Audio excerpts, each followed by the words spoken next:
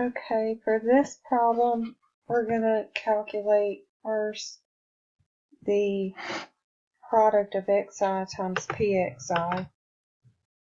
So I've already opened the spreadsheet, and you're going to do 0 times 0.35 and then 1 times 0.17, and then you're going to continue that for each row.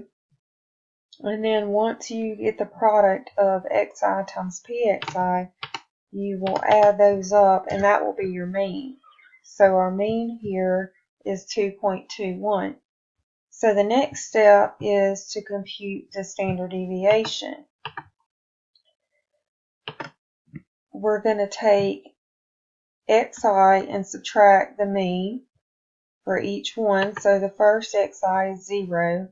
Minus the mean of 2.21 would be negative 2.21. And you're going to do this for each one. So the next one would be 1 minus 2.21, and then 2 minus 2.21. So you're going to do that for each one of these. Then you're going to take this number and you're going to square it. So for the first one, you would do negative 2.21 squared, and here are your answers for each one of these. You don't have to round on these because they all come out evenly to the 4th decimal place.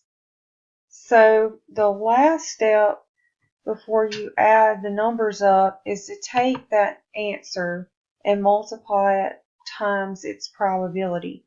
So for this first one, you would take your 4.8841 and multiply it times 0.35, and you will get this number, 1.709435. And I believe these numbers come out too, so you don't have to do any rounding. So you're going to do that for the next one.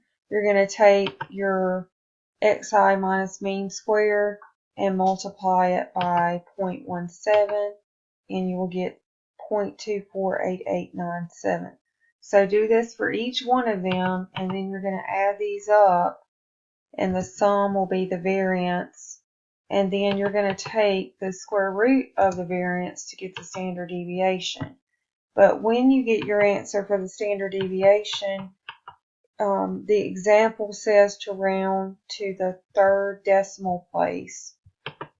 So you will get 2.418 if you round to the 3rd decimal place.